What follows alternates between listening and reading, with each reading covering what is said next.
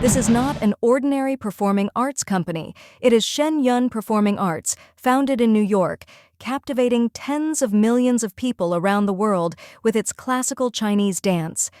It was spectacular, so beautiful. I thought I was going to heaven. Oh, it was electric. I'm getting chills talking about it. It gets a 10 from me, that's for sure. It was that good. Absolutely marvelous. Hands down the best show I've ever seen. So what is classical Chinese dance exactly? It is a tradition that has been refined over thousands of years through various dynasties, evolving into a complete and intricate dance system. Curious about the difference between Shen Yun's style and other Chinese dance forms? Today, many Chinese dance styles incorporate elements of military or modern dance, which are quite different from Shen Yun's style. Shen Yun maintains the purity of classical Chinese dance. When you watch Shen Yun, what do you see? Some compare it to gymnastics, some notice elements of ballet, and others see similarities with Chinese martial arts. And the expertise of the dancers was really, really strong. The men, when they jump, they just popped right off the stage. So athletic and so flexible. The ladies, how they moved was just, they were just floating on air, and that was really special to see. The level of dance there, their acrobatic, movements that they're doing, they're so light on their feet. So, is classical Chinese dance a form of gymnastics? And are classical Chinese dancers gymnasts? No. Okay, you might have that question because there's a lot of flipping and tumbling techniques in the shows, but these techniques are actually all originated from classical Chinese dance. In 1970s, some Chinese gymnasts present these techniques during the international competitions, and other art forms start adopting these movements. So, these movements actually have thousands of years of history, and the next time you watch a performance, you know it's classical Chinese dance movements, not gymnastics.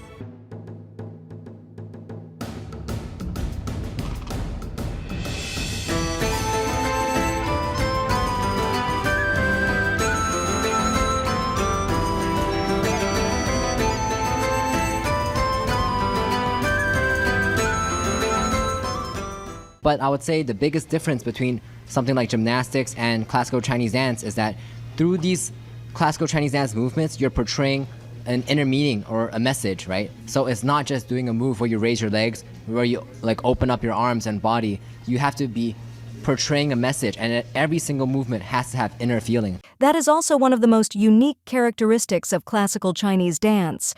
That is its expressiveness.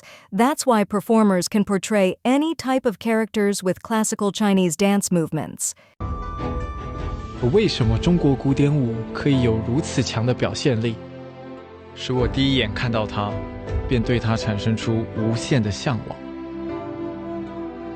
它能展现气吞山河的豪迈，春风化雨般的细腻，更能描绘出角色的内心世界。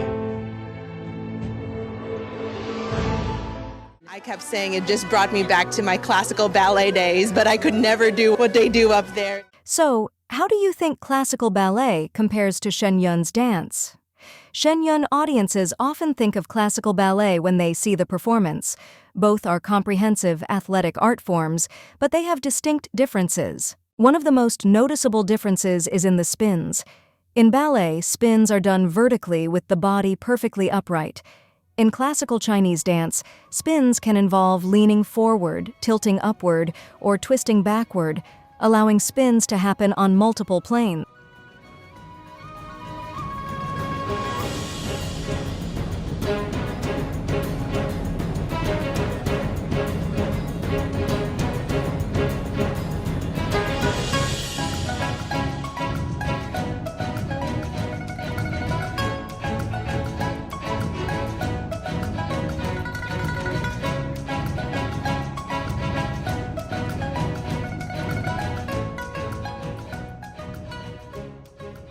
Another distinct move to classical Chinese dance is the flips, which do not exist in ballet. It's really interesting to see the combination of tumbling, acrobatics, martial arts type movements incorporated into the choreography. So it's very different from what we do in the Australian ballet, but it's very entertaining. Ballet and classical Chinese dance have unique cultural roots that shape their styles. Ballet from the West focuses on linear and precise movements, much like how, in Western culture, one might approach someone directly. Classical Chinese dance, rooted in Eastern traditions, emphasizes circular, flowing movements without pauses, reflecting the more roundabout way people interact in traditional Eastern culture. I love it. I love a good technical performance. I also liked how much morality is brought into the performance. It's very elegant and it's different from a lot of the modern companies and things that are going on today. So it's really nice. Just the perfection. And I've seen the Bolshoi ballet and I've seen the Kirov ballet and I've toured all over the country and the world and seen some of the very best, and this was right up there with the very, very best. Classical Chinese dance also has a special relationship with martial arts, also known as wushu in Chinese. When wushu emerged thousands of years ago, its flips and techniques influenced other art forms, including Chinese opera and dance. The same martial arts moves they use on the battlefield became dance moves. For example, avoiding a spear became a backflip in dance. Defending against multiple attacks turned into the sweeping turn. The move flying swallow involves leaning back to dodge an enemy's weapon while simultaneously striking the enemy's face. It's not that martial arts evolved into dance, but rather the same techniques used for fighting became dance when used peacefully. Ever wondered about the technique of the body leads the arms, the hips lead the legs in classical Chinese dance? So that's a technique that was almost lost, but Mr. DF taught it to us, and it's something that we're striving to revive right now. And the Chinese name is Shen Dai Shou and Kwa Dai Tui.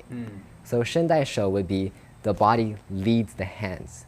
So for every single move involving the upper body, you want to move your body first before your arms. And what this does is, let me give you an example. If I wanted to reach for you, please. If I just use my arms like this, it's kind of short.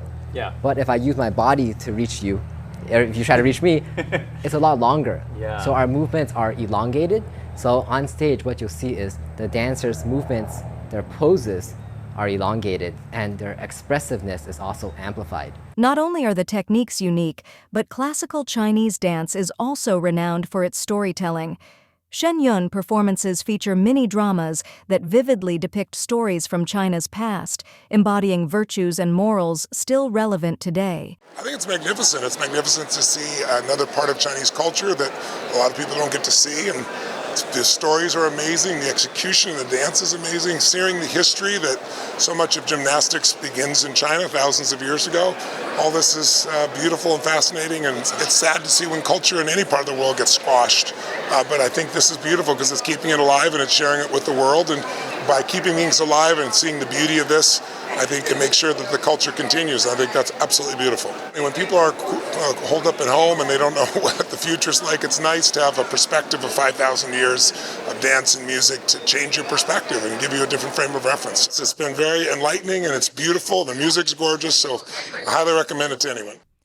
Shen Yun has announced its 2025 World Tour, set to begin this December. Tickets are now available at shenyun.com/tickets.